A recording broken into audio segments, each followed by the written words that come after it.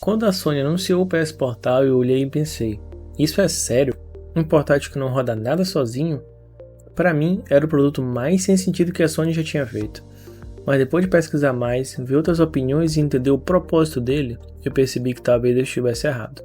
Então eu resolvi comprar um em 2025, depois de todas as atualizações que a Sony lançou. E foi aí que tudo mudou para mim.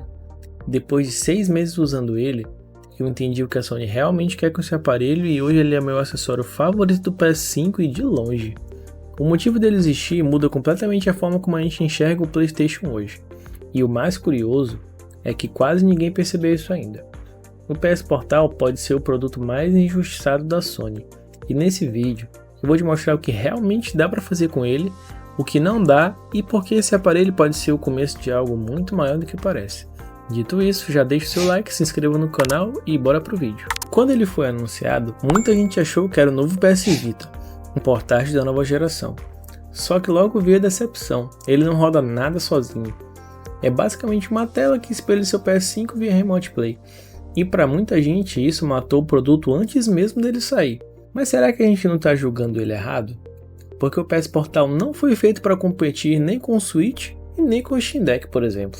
Ele foi feito para resolver outro tipo de problema, tipo jogar sem ocupar a TV, continuar sua jogatina enquanto viaja ou jogar PS5 em outros ambientes da sua casa sem precisar ficar mudando o console de lugar toda hora. Ele é literalmente um DualSense cortado ao meio e com uma tela no meio, e eu achei isso genial porque a sensação de jogar nele é idêntica de jogar com o controle original. Claro, se você tiver um DualSense Edge não é a mesma coisa, mas fora isso é praticamente igual, principalmente se você jogar usando um bom fone de ouvido, a imersão fica absurda. A tela LCD de 8 polegadas com cores excelentes e a resolução 1080p. E sinceramente galera, uma das maiores surpresas que eu tive com ele foi justamente essa tela. A qualidade é impressionante. No vídeo dá para ter uma ideia, mas só vendo de perto para entender melhor. Ele é leve, confortável e dá aquela sensação de produto premium. Mas aí vem um porém. Ele depende 100% da sua conexão com o PS5. E aí é que muita gente se frustra. Principalmente quem acha que vai jogar na rua usando 4G ou 5G e ter a mesma experiência do console. Em alguns casos, até dá para jogar. Eu mesmo já levei o meu para outra cidade, a mais de 1000 km de casa, e eu consegui jogar tranquilo, mas não é todo jogo que se adapta bem. Em jogos single player, por exemplo Spider-Man ou Dragon Ball, ele é excelente. Eu mesmo já zerei vários jogos nele. Eu zerei os 3 Spider-Man, eu zerei o Dragon Ball Kakarot, eu zerei o Dragon Ball Sparkling Zero e funcionou perfeitamente. Mas em jogos competitivos, como FIFA, Fortnite ou Call of Duty, por exemplo, o delay atrapalha bastante, então para esse tipo de jogo eu não recomendo. Eu testei o PS Portal em vários cenários, na mesma rede, no Wi-Fi ruim e até mesmo utilizando o hotspot do celular. Em casa, quando o Wi-Fi tá bom, ele é incrível, fora de casa depende muito. Em Wi-Fi públicos, o lag pode chegar. Dá para jogar, mas você sente um pequeno atraso. Às vezes demora um pouquinho para conectar fora de casa, mas depois estabiliza e fica bem tranquilo de jogar. E tem uma coisa que pouca gente comenta. Se o seu PS5 estiver no Wi-Fi comum, sem Wi-Fi 6, por exemplo, você vai sentir muito mais o atraso. Mas se você usar um cabo Cat5 ou Cat6, o delay praticamente some. Então, se puder, deixe o PS5 ligado por cabo e isso muda completamente a sua experiência. Eu deixei o link do cabo que eu uso aqui na descrição. Outra coisa que influencia é a largura de banda. A partir de 300 MB dá para jogar tranquilo, mas quanto maior a velocidade, melhor. E em alguns casos, até com menos do que isso. Quando tá tudo estável, galera, é surreal. Jogar um Spider-Man ou um GTA deitado na cama com o mesmo feeling do DualSense original, com os gatilhos adaptáveis, a vibração, as sensações, é uma experiência que vicia. Olha eu aí na lavanderia, lavando minhas roupas e jogando. É isso que eu quero dizer. O PS Portal não é um console novo, ele é uma extensão do PS5, um acessório premium, não um console como o Nintendo Switch. E uma coisa que eu preciso destacar é que desde o lançamento, o PS Portal tem melhorado muito através de atualizações. No começo ele tinha alguns probleminhas de conexão, dava umas travadinhas no Remote Play, às vezes desconectava, principalmente fora de casa. Mas hoje isso praticamente não acontece mais, ele está muito mais estável. A Sony vem atualizando direto esse firmware dele, e a cada update a conexão fica mais estável e o tempo de resposta fica mais rápido.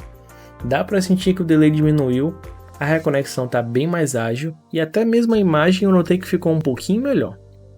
Então, se você chegou a ver alguns reviews antigos criticando lag ou alguns bugs, saiba que o desempenho atual é outro nível. E é aqui que entra um detalhe que eu realmente percebi.